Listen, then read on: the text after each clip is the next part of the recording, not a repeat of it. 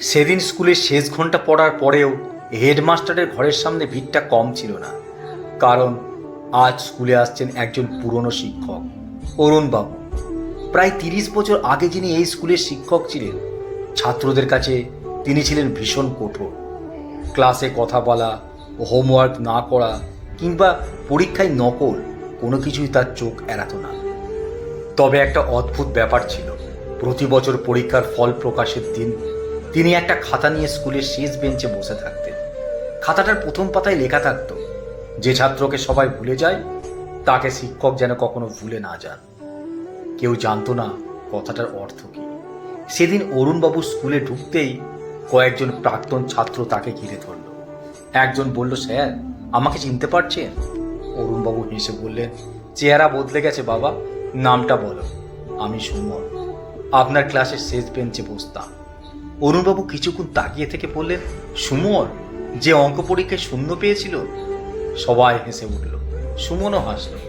হ্যাঁ স্যার, তবে আজ আমি একজন ইঞ্জিনিয়ার। অরুণবাবুর চোখের আনন্দ ফুটে উঠল। এরপর একে একে অনেক ছাত্র তার সঙ্গে দেখা করল। কেউ ডাক্তার, কেউ অধ্যাপক, কেউ ব্যবসায়ী। কিন্তু হঠাৎ অরুণবাবুর চোখ আটকে গেল স্কুলের করিডোরের শেষ প্রান্তে দাঁড়িয়ে থাকা এক যুবকের দিকে। যুবকটি চুপচাপ দাঁড়িয়েছিল। অরুণবাবু তাকিয়ে বললেন, তুমি কে? যুবকটি ধীরে ধীরে এগিয়ে এসে বলল, স্যার, আমাকে হয়তো আপনি মনে রাখেননি। অরুণবাবু ভ্রু কুঁচকে তাকালেন। তোমার নাম? রাহুল। নামটা শুনতেই অরুণবাবুর মুখের হাসি মিলিয়ে গেল। তিনি কয়েক মুহূর্ত চুপ করে রইলেন, তারপর বললেন, রাহুল তুমি? রাহুল মাথা নিচু করল। হ্যাঁ স্যার। অরুণবাবু হঠাৎ জিজ্ঞেস করলেন, তুমি এত বছর কোথায় ছিলে? রাহুল কোনো উত্তর দিল না, শুধু বলল, আপনার সঙ্গে একটু একা কথা বলতে চাই। দুজন স্কুলের পুরনো স্টাফ রুমে ঢুকে দরজা বন্ধ করলেন। রাহুল পকেট থেকে একটা পুরনো কাগজ বের করে টেবিলের ওপর রাখল। অরুণবাবু কাগজটা হাতে নিয়ে দেখলেন, এটা ছিল 30 বছর আগে একটা পরীক্ষার খাতা। ওপরে লেখা, রাহুল দাস, গণিত 17 নম্বর। অরুণবাবুর বুকটা কেঁপে উঠল। তিনি ফিসফিস করে বললেন, এই খাতা তোমার কাছে কিভাবে? রাহুল বলল, মা মারা যাবার আগে আমাকে দিয়েছিলেন। অরুণবাবু চুপ। রাহুল এবার বলল, স্যার, সেদিন আপনি আমাকে সবার সামনে খুব বকেছিলেন, বলেছিলেন, তুই যদি চেষ্টা করিস তুই অনেক দূর যেতে পারবি। হ্যাঁ মনে আছে, কিন্তু স্যার, আপনি জানতেন না আমি পড়াশোনা করতাম না কেন? অরুণবাবু তাকিয়ে রইলেন। রাহুল ধীরে ধীরে বলল, আমার বাবা তখন আর ছিলেন না। মা বাড়িতে মানুষের কাজ করতেন, সংসারে টাকা ছিল না। স্কুল থেকে ফিরে আমার মাকে কাজে সাহায্য করতে হতো। রাতে পড়তে বসতে ঘুমিয়ে পড়তাম। অরুণবাবুর চোখ নরম হয়ে গেল। তুমি আমাকে বলনি কেন? রাহুল মৃদু হেসে বলল, আপনি সুযোগই দেননি স্যার। অরুণবাবু মাথা নিচু করলেন। রাহুল আবার বলল, তবে একটা জিনিস আপনি করেছিলেন যেটা আমি কোনোদিন ভুলিনি। কি? একদিন আপনি আমার মাকে স্কুলে ডেকে বলেছিলেন, আপনার ছেলে পড়াশোনা চালিয়ে যাবে, টাকার চিন্তা করবেন না। অরুণবাবু স্তব্ধ হয়ে গেলেন।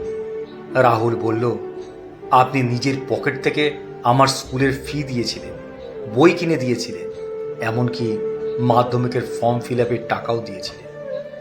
এসব কথা তোমার মনে আছে? সব মনে আছে স্যার। রাহুলের চোখে জল এসে গেল।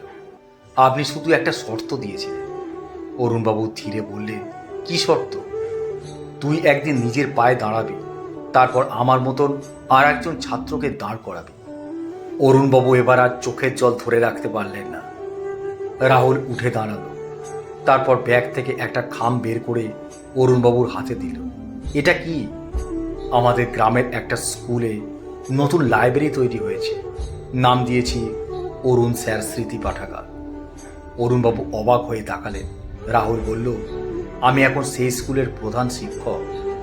কথাটা শুনে অরুণবাবু কিছুক্ষণ কোনো কথা বলতে পারলেন না।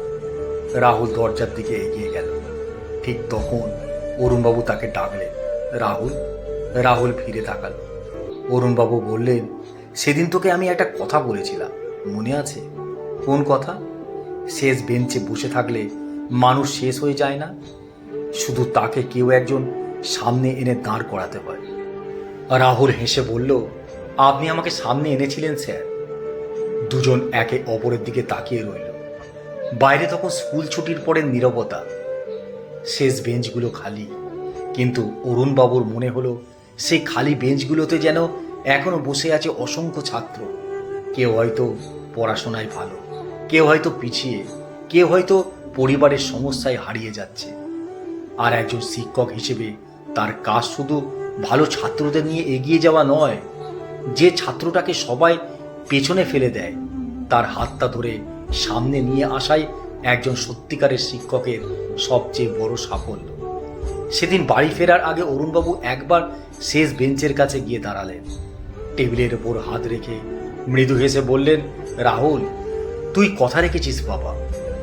আর বহু বছর পর সেই স্কুলের শেষ বেঞ্চটা আবারও একজন ছাত্রের জীবন বদলে দেওয়ার সাক্ষী হয়ে রইল।